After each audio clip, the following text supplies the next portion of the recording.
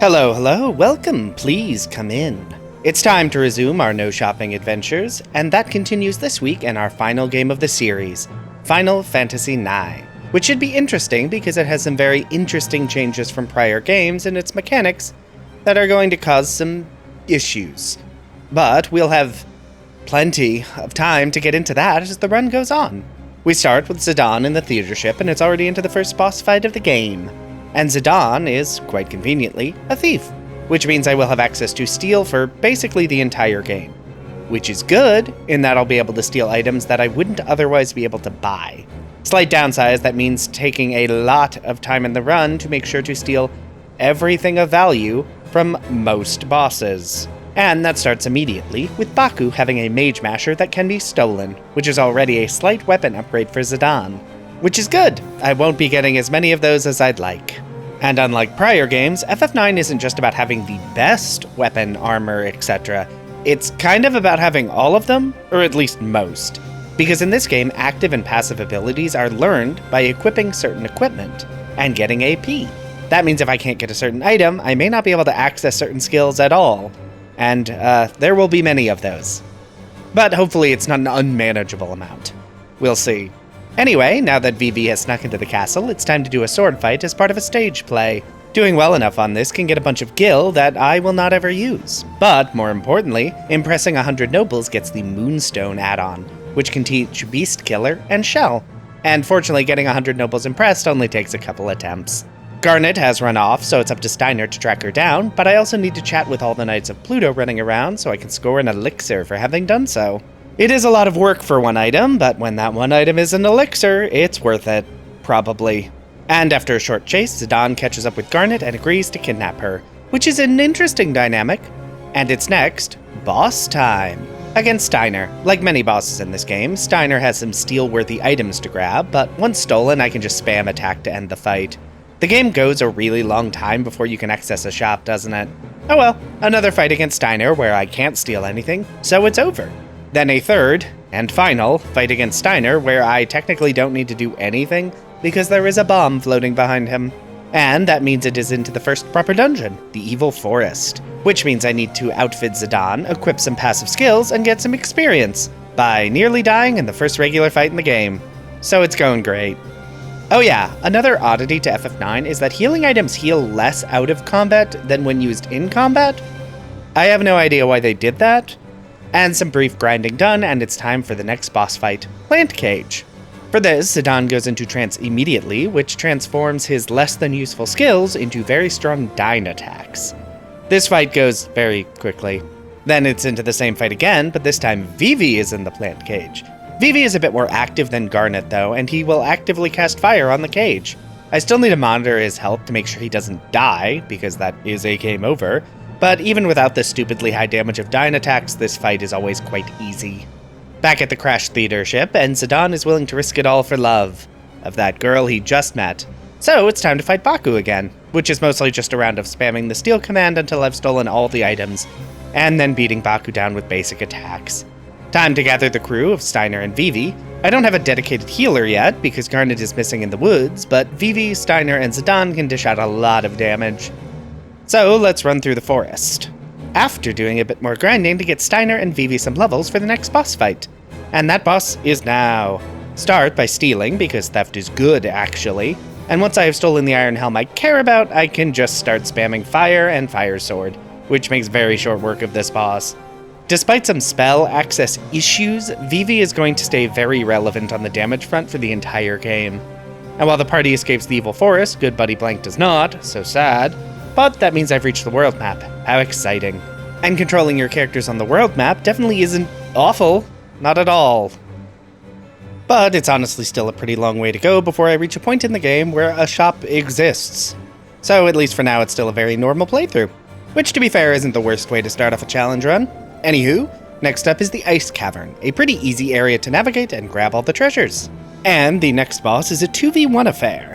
Not ideal, particularly when Zidon has limited healing, and both bosses have stealable items that I really want. I do manage to steal everything from the Black Waltz and then kill it, but I got a bit greedy and it ends with Zidon dead as well. Okay, let's give this another try. I really think I'm going to be sick of spamming steel by the end of this run. With how long this is going to take, I'm also a bit concerned about my item stockpiles. This game has a weirdly large chunk of the game where you don't have a good healer. I may need these potions, but surely that's fine. Once I've stolen everything, I can just unleash Zidon's strongest 9 attacks to end the fight very quickly. And that nets me my first big steel upgrade, the Bandit skill, which bypasses the accuracy check on steel. It doesn't make stealing a guarantee, but it does help. And Garnet has chosen a new name and will be referred to as Dagger henceforth in this recording.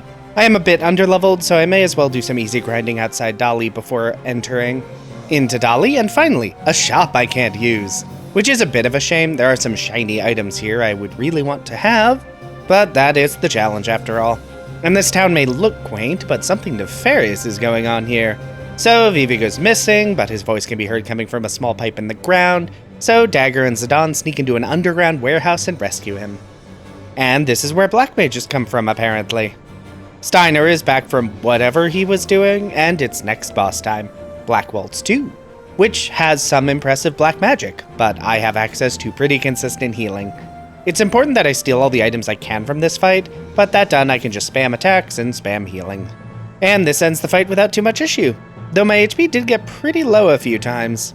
And with that fight done, I can steal the cargo ship and fly off towards my next destination, which is theoretically Lindblum, but there is another boss fight first, Black Waltz 3, who is stronger than Black Waltz 2, has more items to steal, and Dagger will not be joining the fight, so no white magic. Amazing news! Love that. And stealing takes a while. The only good news is Vivi can stack up focuses while Steiner heals, so when Zidon finally steals the last item from this idiot, Vivi is very ready to blast a very buffed spells at it. So the damage dealing portion of the fight does not take very long. Then some careful piloting through the airship gate, and stuff gets blown up in a very fun sequence, and we have arrived at Lindblum, the first big shopping plaza of the run, which is a bummer. Here, Dagger wants to have an audience with her uncle, Regent Sid, who is an Oglop in this game, so that's fun. And in a tavern, Zidon meets our next party member, Freya, a dragoon and very useful party member, at least in a normal run. In this run, her weapon access is going to be limited, but that's future me's problem. And now Lindblum is mine to explore, for all the things I cannot buy.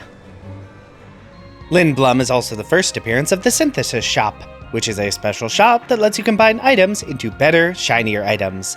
Obviously, I can't use the Synthesis Shop, but I wanted to highlight it so it becomes apparent why so many weapons, armor, and accessories are permanently out of my reach in this game.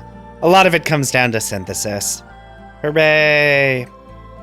Alright, I've successfully robbed all the districts of Lindblum of all their useful items, so I can head back to the castle to reunite with Dagger, who is singing a very nice song. And that gets into the next story beat, the Festival of the Hunt. This is a big fight against a bunch of monsters all over Lindblum to try and score the most points and win the festival. Our meaningful rivals are Freya and Vivi. Except if I win, I get 10,000 useless gil. If Vivi wins, he gets a card for the very bad and irrelevant to progress Tetramaster, which means I actually just want Freya to win. And the easiest way to do that is to just kind of hang out, waiting for the timer to elapse. And sadly, while this game does have a speed up function, which I have been using very liberally, it doesn't speed up in-game timers for some reason. So I actually just have to sit here and do nothing for a while. Okay, the timer has reached 5 minutes. Now, I think I could just wait out the timer, but I do actually want to fight the Zagnal here to steal a better weapon for my next party member. In order to make sure Freya still wins, I just let Zidon die, and Freya wins the fight, securing a shiny new accessory for the party. And then Dagger poisons the entire party with sleep poison so she and Steiner can make their way back to Alexandria. But Zidon, Vivi, and Freya can't follow after because the nearby nation of Burmecia is under attack, and we need to jump into hero mode. Start by outfitting my characters with new equipment, to continue unlocking active and passive abilities, and it's out into the open world. And now that I'm out in the open world again, there is a lot to do. First on my list is Chocobo Hot and Cold. This is a little treasure-digging minigame. I could, in theory, do this forever to fully stock up on the many consumables that I would want for the rest of the game. However, that would be tedious, so instead, I'm going to be limiting myself to only playing Chocobo Hot and Cold to unlock all the chocographs that reveal treasure around the world. Once I have gotten all the chocographs at a given time, I will stop, mostly because doing this forever would be very tedious. Honestly, even just getting all the chocographs is pretty tedious, but I will need all the items hidden in these chocograph treasures. Okay, that done, it's time to head over to Kuz Marsh to recruit Quina. They are a blue mage gourmand who can learn blue magic by eating certain monsters. And, like always, blue magic good. And, importantly for this run, means their ability access is not tied to equipment. It's just a question of what enemies I can access, which is incredibly nice. And it of course means it's time to do some blue magic hunting! Notable standouts at this point are the all-target Aqua Breath and the expensive but powerful Mighty Guard. There will be others that are very useful, but for now those two are the most notable. And then I can grab the 2 chocograph treasures that are actually accessible to me at this point in the game. Some decent stuff in there. And all that side stuff is done, so it's time to resume the actual quest. And that starts in Gizamaluk's grotto, and Vivi dies immediately in the very first fight. I just used a tent. Wait, tents don't fully heal the party in this game? FF9, what are we talking about? Okay. Anyway, healed up and back into the grotto. This place is full of undead and black mages that are all worth stealing from since they have some nice basic healing items. Not worth spending a ton of time on, but the rest of the party can worry about dealing damage. Ooh, a Magus hat. That will be nice to teach slow, which is kind of useful.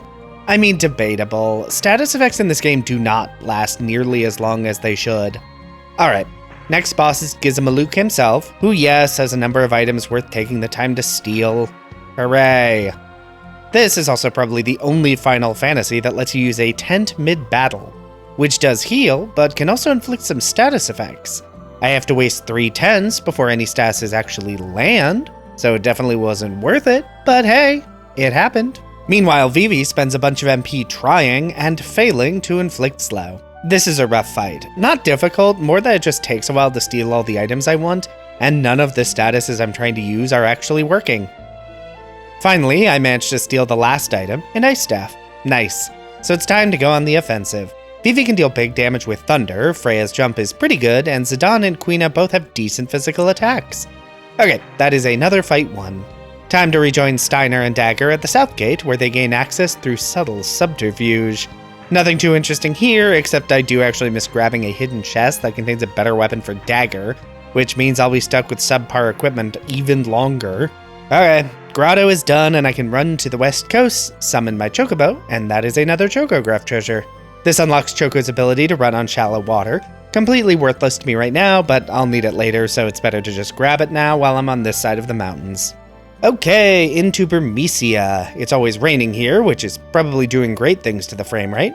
Alright, Vivi, tier 2 magic is pretty strong, you don't need to destroy everything near you.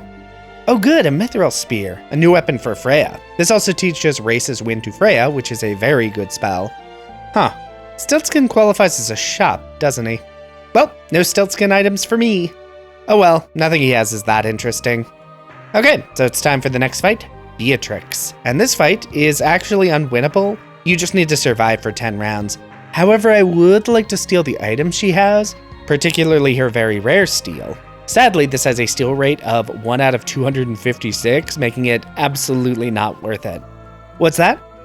Oh, this is the only place to get the Mithril Sword without purchasing it? Well, I guess that means no armor break for Steiner. I'll add it to the list. And our POV moves back over to Dagger and Steiner, who have arrived at a stopover station en route back to Alexandria, which has a bunch of shiny new items I can stare longingly at, but cannot purchase. And here we join back up with Marcus, who will be taking over the stealing responsibility in Zidon's absence. And that will be nice in the next fight against Waltz 3 Redux. This boss has a couple good items to steal. Unfortunately, the last item, Flame Staff, has a really low steal rate. And Marcus just refuses to steal it. Let me check my notes. Oh, I can get a flame staff and a treasure later? I'm just gonna wait then. Good thing is the Black Waltz won't actually attack Dagger. Instead, it just starts hurting itself if Dagger is the only active party member. So winning this fight is easy, almost guaranteed. But I will have to wait a bit to get access to Fyra. Back onto the world map for some more grinding, because I think I'm still underleveled. Though honestly, it's been so long since I played this game, I actually have no idea. A brief side trip to Dali gets me a free elixir. Again, elixirs are always good. Oh, hi, friendly monster. Here's an ore. Anyway, it is time for Treno, City of Night. And haver of my least favorite town music in any Final Fantasy game. Seriously, I just hate this song. Anyway, here I can watch some events of Dagger getting robbed around town before cornering the suspect in this building and failing to talk to him. The item you get for doing this correctly is a very valuable one, so I'm going to reset and try this a couple more times, and due to speed up and general inattentiveness, this does actually take several attempts, which is a bit embarrassing, but eventually I get the Power Belt, which teaches counter and MP attack, both very good abilities. Next up is to throw a bunch of money in a fountain, and I eventually grab a Stelazio. Is this a shop? No. Anyway, I've been collecting these coins around different maps, and it's time to turn them in. Most just get me money I don't care about, but it also gets me the Blood Sword. This teaches darkness to Steiner and drains HP when he hits. Oh, I should also try the Weapon Shop monster to get the reward for... It one-shot me? Okay, never mind. The reward is trash, so I don't really care. Anyway, I can now take a boat over to help steal the Super Soft so Marcus can cure Blank's Super Petrify, then chat with Zot who wants to help me get back to Alexandria. But first, I should do a bit of grinding while I'm down here. This will be even easier as these enemies give more experience, have tents for stealing, and Steiner can heal himself with every attack. Not too many levels, mind you. I don't want to get over-leveled, and I'm also incredibly impatient. But a couple levels to shore up my HP should do the trick. And the path back to Alexandria means riding this carriage carried by a giant bug, which is neat. And leads into the next boss fight. This boss is a Bone Wrist and a Mithril Fork to steal, so Steiner and Dagger focus on keeping the party healed up, while those get stolen. Then Steiner can really just attack. The Bloodsword deals big damage for this point in the game, and it only takes a couple attacks for the boss to flee. Nice! And then we rejoin our party back in Bermesia, who have recovered from getting walloped by Beatrix. Oh shoot, I should have taken the Power Belt off Steiner. That would have been really useful for this team. Oh well, too late now. Okay, bad things still happening, so it's time to pop over to the giant sandstorm because we need to try and rescue Clara. The climb up Clara's trunk is full of shiny new items, magician shoes, ice staff, a flame staff to replace the one I couldn't be bothered to steal from Blackwelt's 3. And right before reaching Clara proper, I can get Quina to eat a zoo to learn White Wind. It's not nearly as good as in prior games, but it does mean they can heal the entire party with magic, something this team has thus far been very much lacking. And that means it's into Clara itself. This area has some new items I can pick up, including Thunder Gloves for Freya, and it's already next boss time, the Antlion. And that means it's time for another segment of desperately trying to steal items while keeping the party alive. Which, to be fair, can be fairly interesting, but it also takes a while, so it ends up being less interesting than actually just kind of boring. The good news is Quina has White Wind for all party heals, and Freya can give the entire party regen, which does a lot to keep me alive. And it needs to, because stealing items here takes a while. I just really want this gold helm. If I could buy items, I definitely would not bother to steal this, and I would just buy one later. But as with many items, this is the only place gold helms can be acquired that isn't a shop. The good news is once I do manage to steal the item, Vivi can deal over 2,000 damage with a single spell. Back in Alexandria, Dagger and Steiner have been captured, and the Jesters steal all of Dagger's eidolons. So sad. Anyway, back in Clara, and I grab an emerald from this woman, which can teach Freya the very useful White Draw ability. Alexandrian soldiers are climbing up the tree to get to Clara, and I guess I should stop them. But whoops, it was a trap, and we need to rush back to Clara proper because Alexandria is attacking from the top down. Because airships exist, and you knew that, you morons. None of the fights here are particularly interesting, and I can get some neat, but not essential items for rescuing the people while I do. And it's time for another fight against Beatrix, and much like last time, this is a timed survival battle, which means I need to steal the item she has as quickly as possible, which is a real pain, it turns out. This, frankly, takes about 20 minutes of attempts, and that is while using the game's speed-up function as much as possible. Which, now that I'm looking back, was a complete waste of time. The rare steal is an ice brand that can be acquired later in a chest in Alexandria. So, this was just not worth doing, but I'm stupid, so I did it anyway. Clara has been destroyed, so it's time to ride these weird bubble transports and then rejoin Steiner and Marcus as we swing our hanging cage to freedom. I'm also going to steal Marcus's equipment. In theory, he is still in a few fights before he leaves, but thanks to Bloodsword, Steiner can manage perfectly fine by himself. And Marcus leaves just in time for the rest of the party to rejoin Steiner, and it's time to rescue Dagger. But I do get a bit lost trying to do that. Where am I going? Oh, right, Dagger's being held this way. I guess that makes sense. And there's the duplicate of the ice brand I spent way too long trying to steal. Anyway, next boss is the Jesters. I need to steal from them to get the Stardust Rod. At least it's not a rare steal, just uncommon. and the jesters don't actually attack if you just attack whichever one has been given power to cast a spell. So it's a pretty easy fight. It still takes a long time to steal the Stardust Rod, uncommon my butt. Jester's beaten up, I can actually rescue Dagger. Hooray, a white mage back in the party, finally. Ugh, not another Beatrix fight, why? Good news is I don't need to worry about stealing as much because the items you can steal I already have or can find in a chest later. But after the fight, Beatrix realizes that the queen has, in fact, fully lost her mind.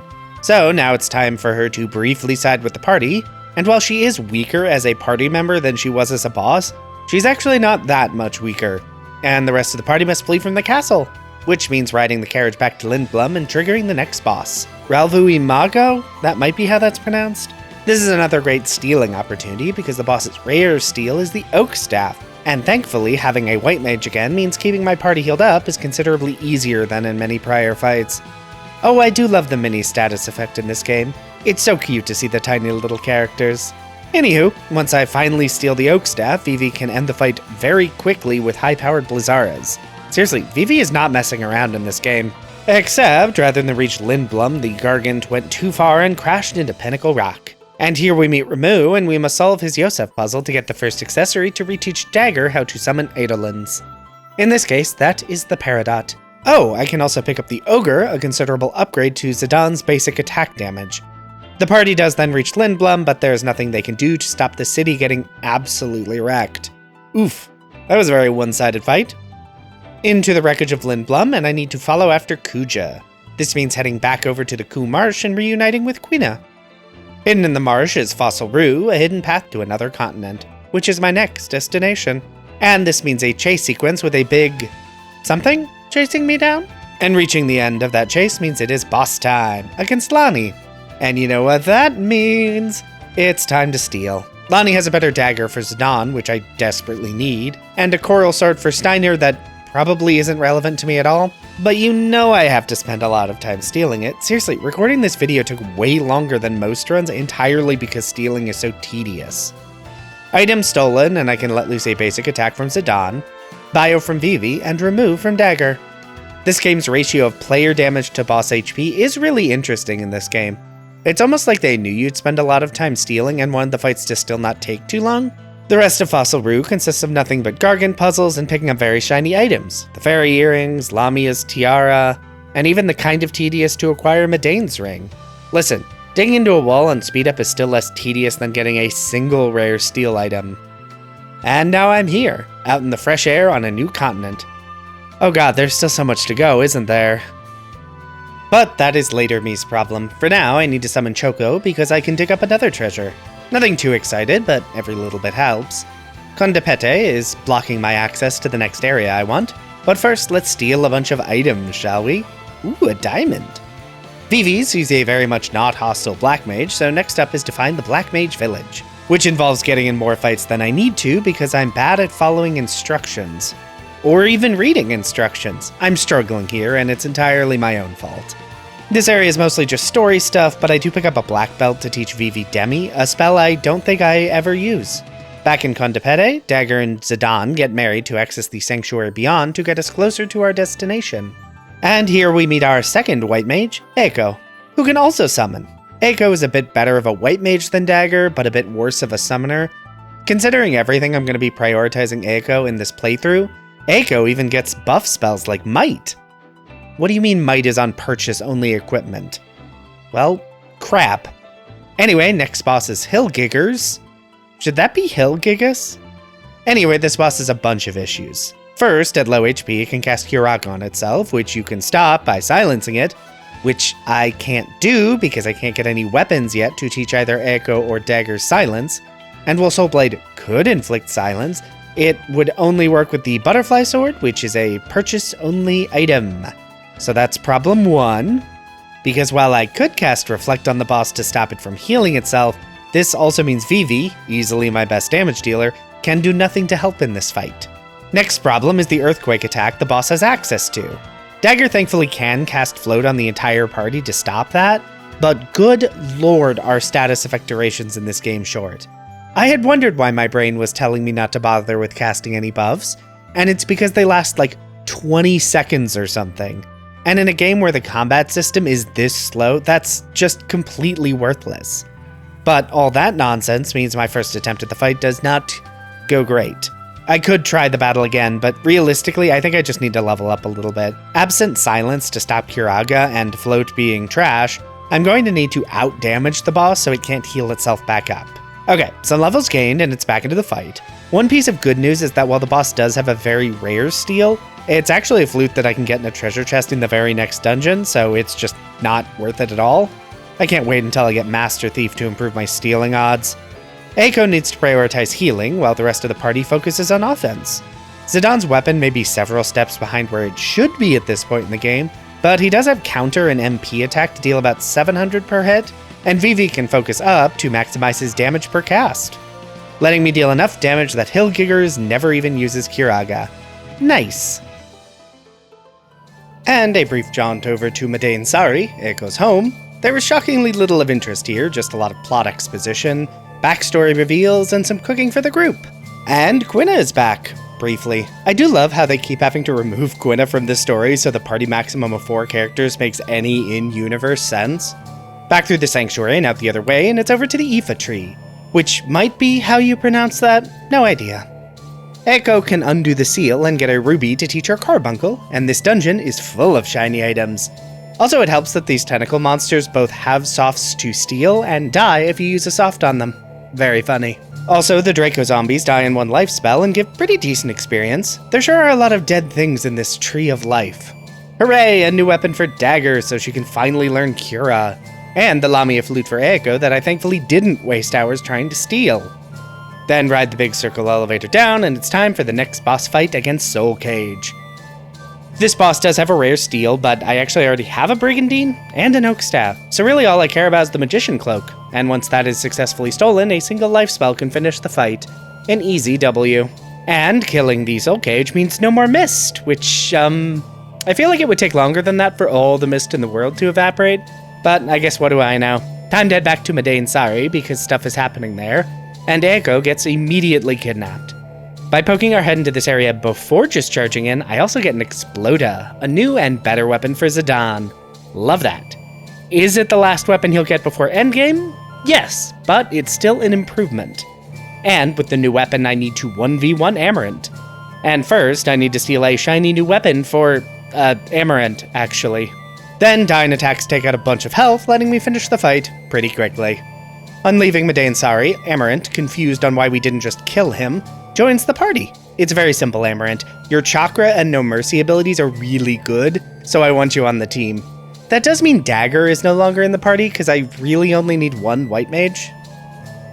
Okay, that nonsense resolved, and it's back to the Epha Tree, to deal with Kuja's nonsense. For some reason, the Mystodons here are listed as bosses on the walkthrough I'm using, which is very funny to me, because a single life spell can one-shot them. And now that I have Amarant to restore MP with Chakra, MP is very much a non-issue. Dagger wants to save Queen Braun because Kuja is absolutely going to wreck the Alexandrian Navy. Sadly, the Eidolon you get here is Leviathan, an unhelpful way to turn the tides, which, oh, that wasn't supposed to be a pun, and it is. I'm sad now. This means, as expected, the Alexandrian Navy is absolutely devastated. But that does mean Dagger can take her rightful place as Queen of Alexandria. But before the plot can properly progress, we need to sideline everything for this honestly fairly funny sequence of nonsense surrounding a love letter, which leads to Steiner and Beatrix getting flirty, which kind of comes out of nowhere, but it's funny. The party needs a break from big questing stuff, so it's time to head over to Treno, and I can finally pick up the thief gloves to... Wait, no. The thief gloves are auction house only? But then I can't buy them, which means I can't get Master Thief. Stealing is going to suck forever.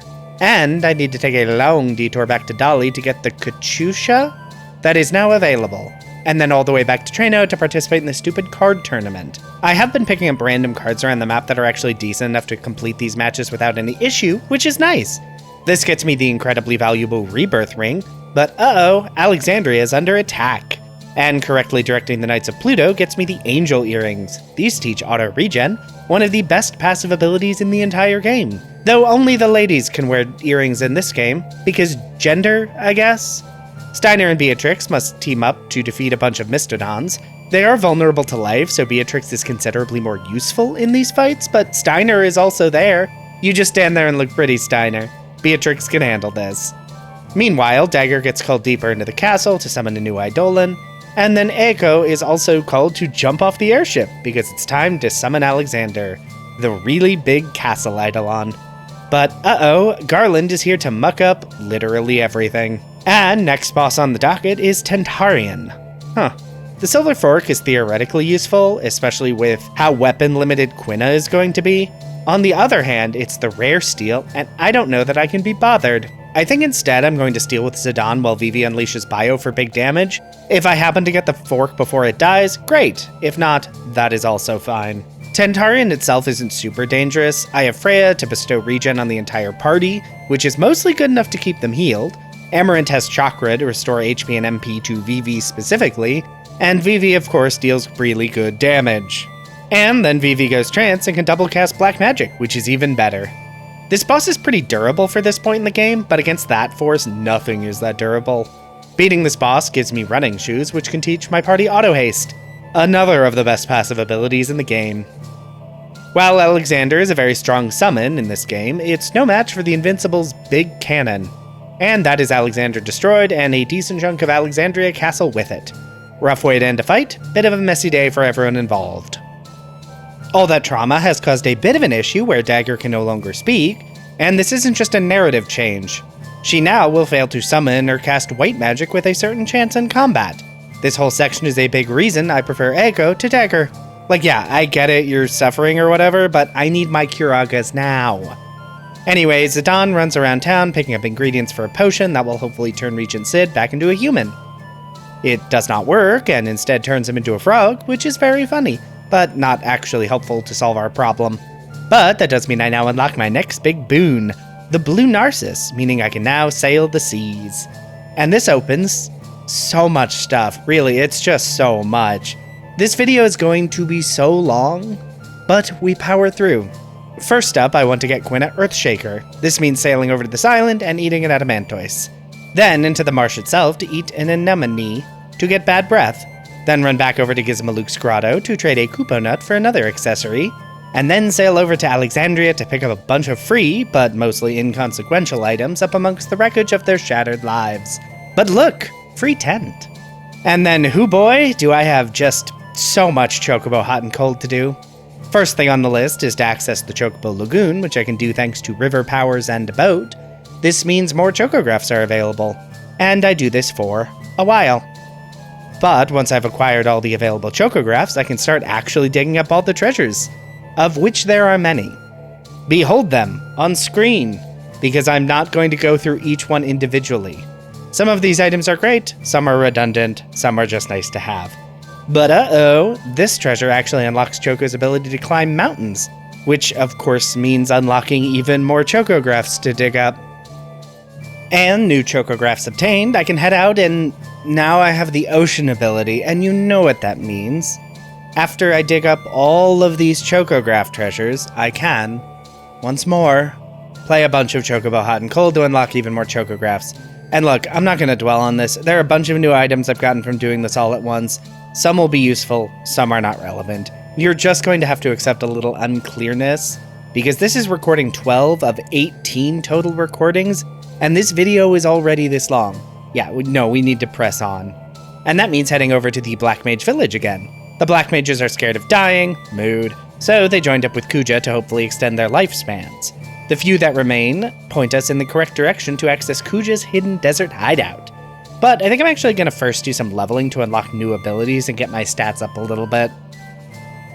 Then it's into the sand pit, and we may not have thought through next steps though, because this group has now been captured. Kuja needs us to do him a favor. If we don't, he's going to kill the entire party. So, better assemble a group together. In Ulvert, magic doesn't work, so I need to choose my party carefully.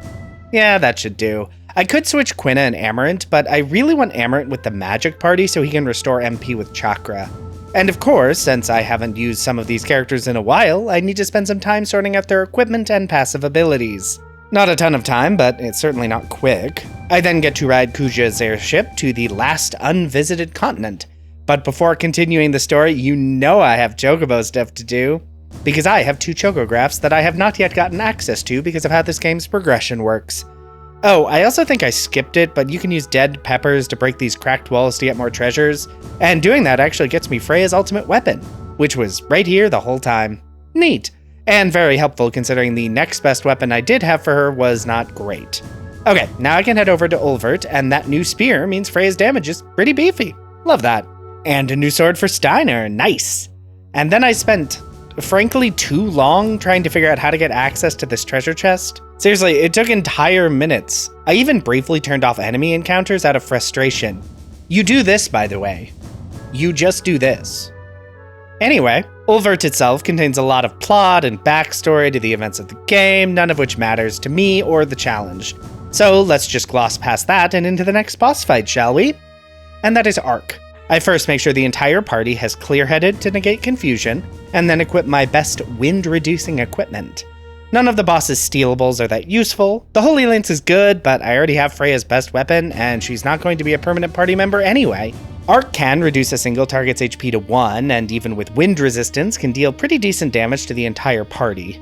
Ideally, I'd be able to have Freya focus on damage with her jump ability, but I really need the regen from Race's wind to keep the party healed. Okay, that's not great. Jeez, this boss is not messing around. Good news is that I have accumulated a good stock of high potions, and this is really the last time I should need them. I should always have a white mage in the party from this point on, right? Back in the Desert Palace, and I take the role of Toad Cid to free the remaining party members. And my rampant impatience once more causes a lot of problems, because getting the key from this monster honestly takes way more time than it should. But I do eventually succeed and free the party. Ulvert was a bit of a struggle because of subpar equipment and no healing access. That will not be a problem here. I have one functioning white mage, Amaranth can restore MP with Chakra, and Vivi now has Flare thanks to the black robe I got during all that chocobo nonsense. The whole idea behind this area is to unlock the red orbs to get a shiny item and weaken the upcoming boss, which is a very nice 2-for-1 deal. The enemies here are mostly not that threatening, though the stacks of orbs do inflict a lot of less than pleasant status effects. And because I don't have Zidon's flee ability, I either have to fight or run away much more slowly. Good thing Vivi has unlocked the ability to continue destroying my foes. It will hopefully make up for the fact that I'll never get access to tier 3 elemental magic. And before the next boss fight, I need to make sure the entire party has body temp equipped to negate the boss's bad status effects. This boss casts a lot of magic, which means I can use Reflect on the entire... Really? I managed to equip an add-on that changes Carbuncle to something else? And then I managed to accidentally cast Reflect on the boss, negating Vivi's damage. So I cast Reflect on Vivi so I can Reflect Flare off Vivi at the boss. Geez, that fight was a fun sequence of unforced errors. And now that the party's reunited, Eiko is captured, which means I still don't have a usable white mage. How does this game make 2 of their 8 party members able to cast white magic, and you still spend so much of the time without white magic? I mean, yeah, I could add Dagger to the party, but her talent for literally doing nothing in fights at this stage of the game makes her worse than useless. On the cold continent, I can head into Estogaza. The shop here sells some useful items, including the only way to access tier 3 magic, but other than that, there is nothing here of note.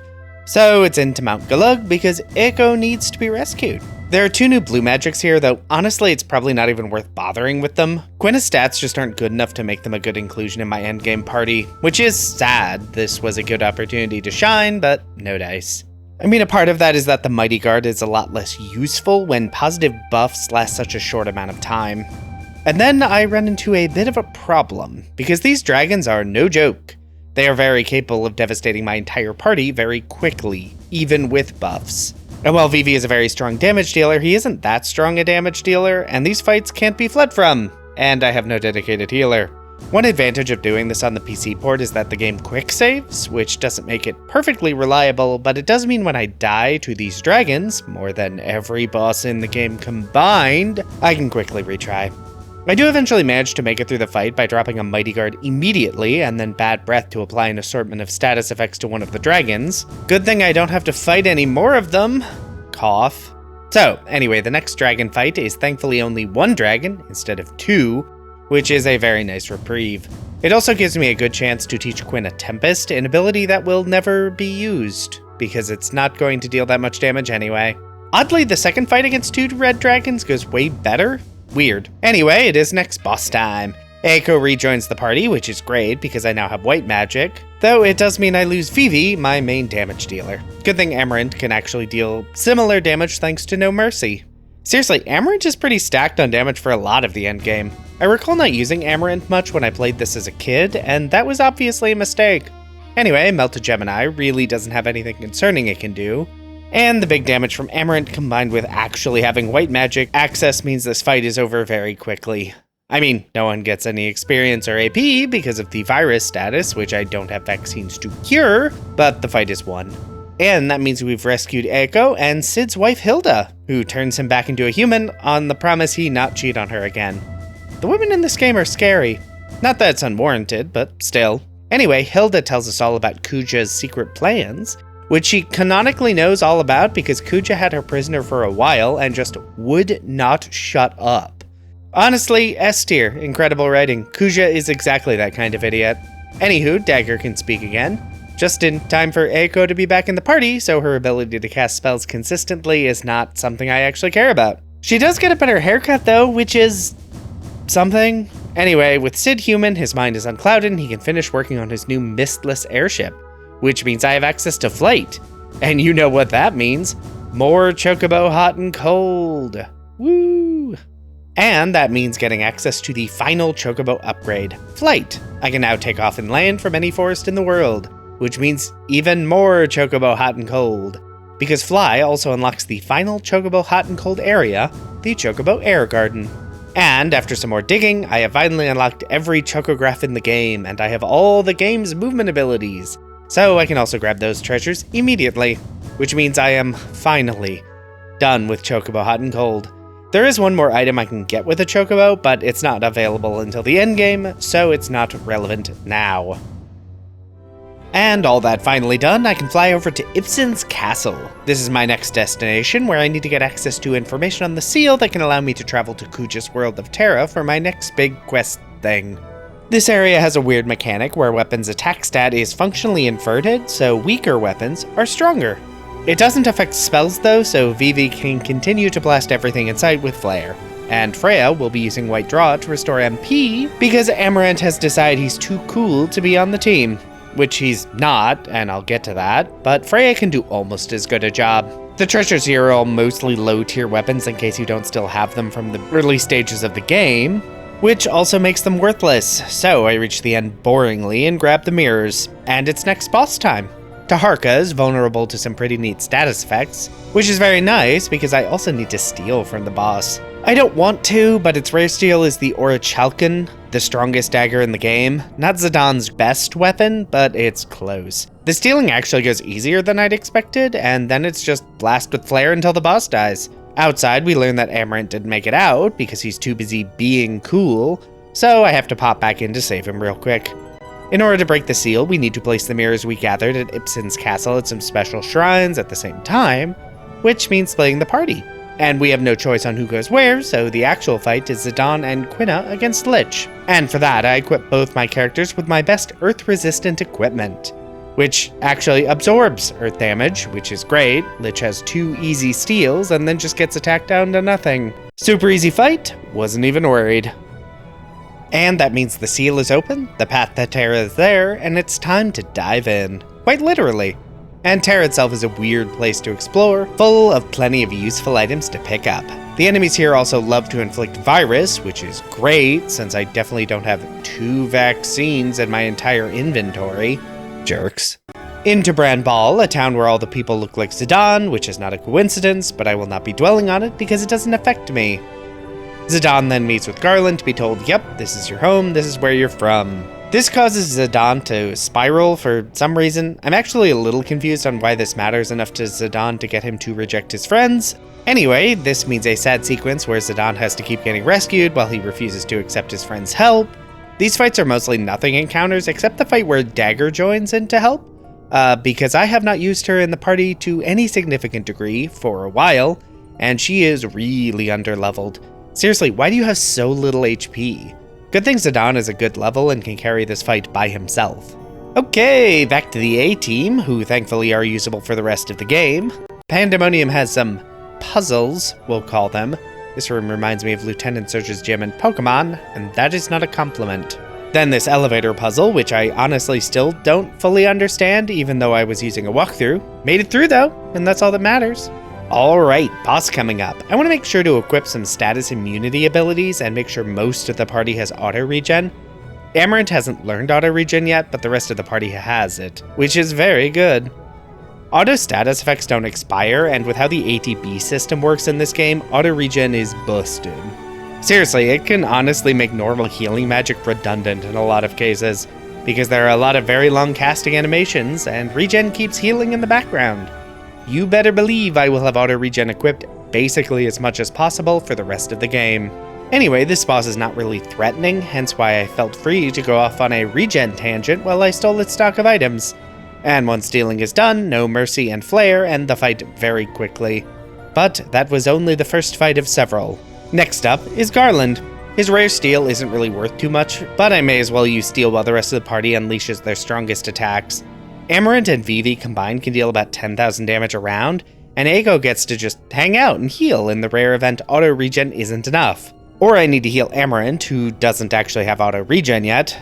Oh, I also must have gotten half MP on Vivi and Aiko at some point. Jeez, so many shiny items I got all at once. And scripting me simply could not take the time to look through all of them. Anywho, Garland is down and it's time for Kuja. Kuja's very rare steel is very good. Fortunately, I already have a light rope from my endless chocobo escapades earlier, so I don't have to bother with it. On the other hand, Kuja can also deal pretty big damage. But Zidon gets to join in the damage train this time because there is no point trying to steal anything in this fight. Kuja's spells are a bit dangerous, but he also keeps targeting Amarant, who has return magic equipped, meaning I just get free damage back to him. It's not a lot of damage, but it is free. And it makes the fight go by a lot quicker. Not really easier, but quicker. Uh-oh, Kuja has gone trance, just in time to learn that he is actually not immortal as he thought. Kuja takes this piece of information not well. So it's time to bail. Specifically, we need to rush back to Branbal to rescue the genomes there and then head back to Gaia in the Invincible. Back in Gaia, and the mist is once more being produced, and now it's everywhere, which is not ideal. But we can drop the genomes off at the Black Mage Village so they can deal with each other and not be our problem anymore. We do still have the issue of mentally unstable Kuja though, and he will still need to be dealt with. But first, the destruction of Shimmering Islands means the final dead pepper spot is now accessible. It does take a few attempts because this dive spot isn't actually noted on the map, which raises the question of how a casual player would ever find this, but regardless, this gives me the Ultima weapon, Zidon's strongest weapon. Alright, nothing left to do but dive into the endgame of Memoria, and that starts with the first boss, the Nova Dragon. The very rare steel for this boss is a very good set of armor. Thankfully, I am spared the low steel rate because none of my party members can even equip armor. Other than that, this fight is more of the same. Amarant and Vivi can deal big damage with no mercy and flare respectively, and while the Nova Dragon can deal decent damage, auto regen mostly covers healing for the party, except Amarant, who will be getting auto regen soon. And honestly, I'm glad I have auto regen, because Aiko still doesn't have any equipment to teach her Hiraga. And while Cura isn't terrible, it is definitely not the amount of healing I'd prefer to have this late in the game. Fortunately, the endgame bosses in FF9 don't have bloated HP totals, so killing them is pretty manageable. So that's why I was advised to equip wind-resistant equipment. Oh good, one more flare was enough to do it. Gonna count myself lucky on that one because, yeah, that was a lot closer at the end than it probably should have been. But all that matters is the win. And listen, there are no interesting encounters in this final dungeon, we're just doing the boss rush. This video is already going to be so long, I'm so tired. I equip body temp on everyone and some fire defensive equipment, and it's time for the next boss, Malus. Wait, not Marilith? Okay then. None of the equipment you can steal in this fight matters to my party, so that's not an issue. And then the game crashed. Gonna hope that was a one-off. Back into the fight, normal strategy applies, spam flare, no mercy, and Zidon's basic attack.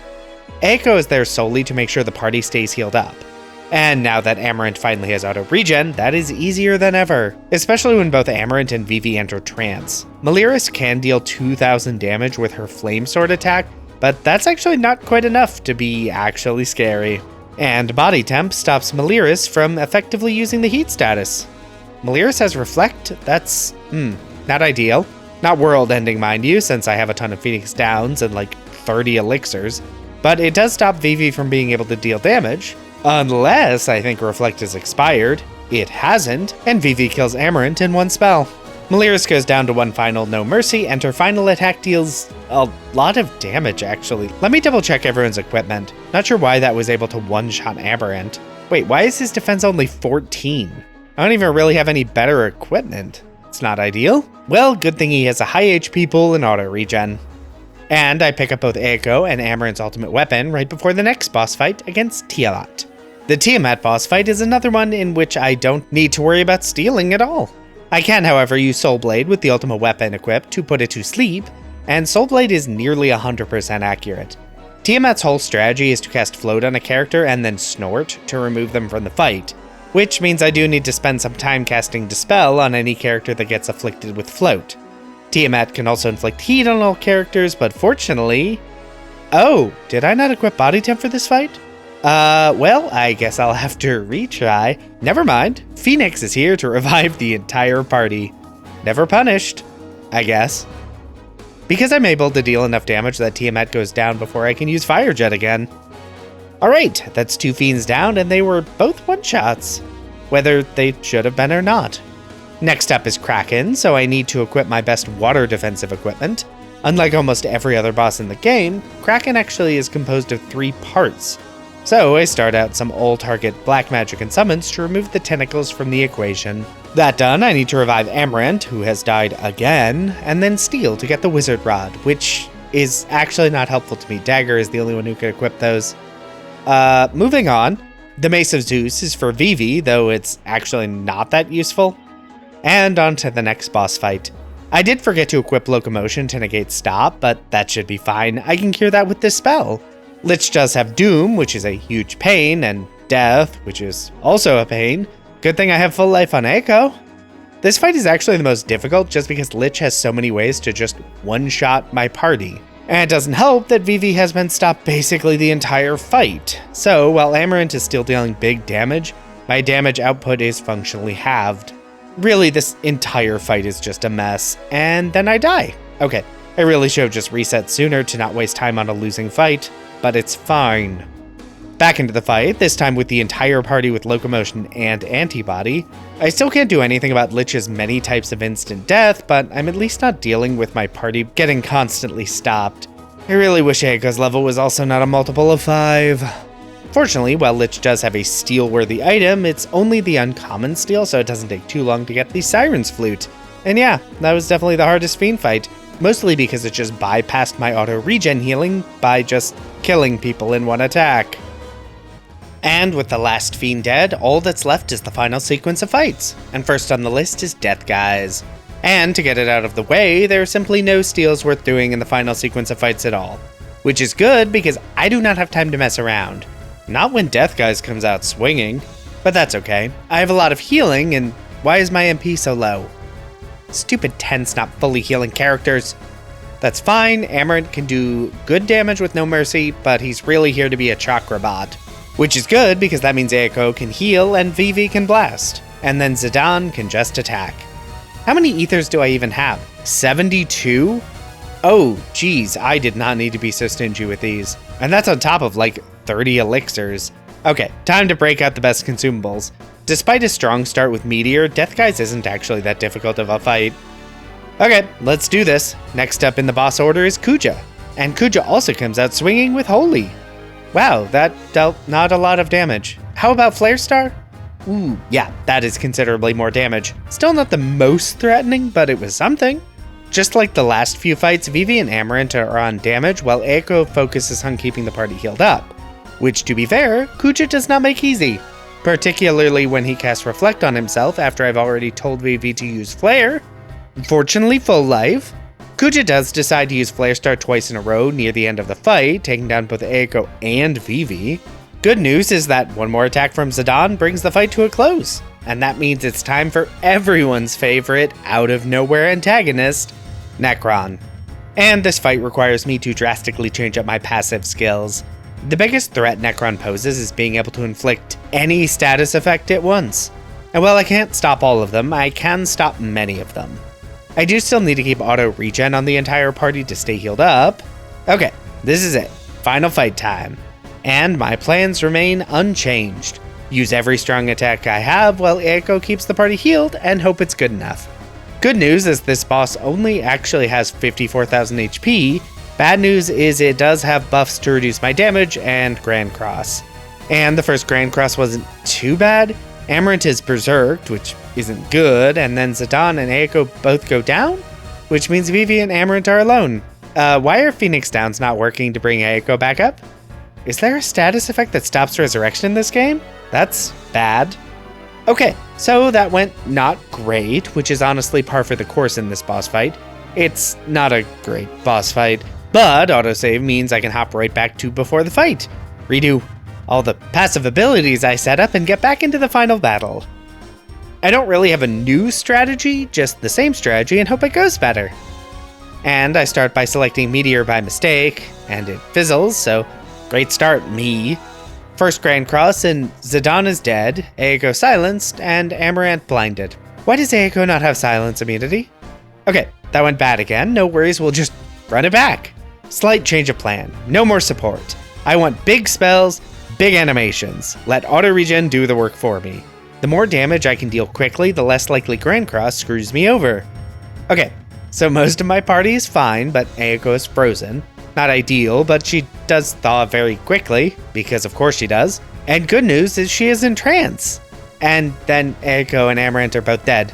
Good luck, Vivi. I believe in you. Actually, hold on. Vivi? My boy? You're actually doing really well. Not quite enough. Ooh, hello, Phoenix. Haven't seen you in a bit. And if life is missing, I'll need to investigate why that is happening later. For now, I need to just keep attacking? That was it. Necron is down. All it took was Vivi tanking 5 attacks in a row and a Phoenix trigger. It's over. The stupid challenge is over. I'm free.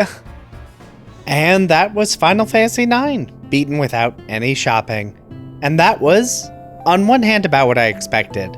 Limited healing items, limited skill acquisition, with some powerful options really carrying the playthrough. On the other hand, FF9 is a long game. I'd honestly forgotten how long, but I will have more to say about that in the summary video out next week. I did want to shout out that I do have a Patreon, linked in the description. I spend a lot of time making these videos, so if you enjoyed the video, want to support the channel, and are financially stable enough to do so, that exists. No pressure though, this channel is free to enjoy for everyone and will remain that way. For now, if you liked this video, be sure to hit the like button. If you'd like to see more of this, feel free to subscribe. Hey, maybe leave a comment if you have something you'd like to say. But whatever you decide to do, have a safe trip home.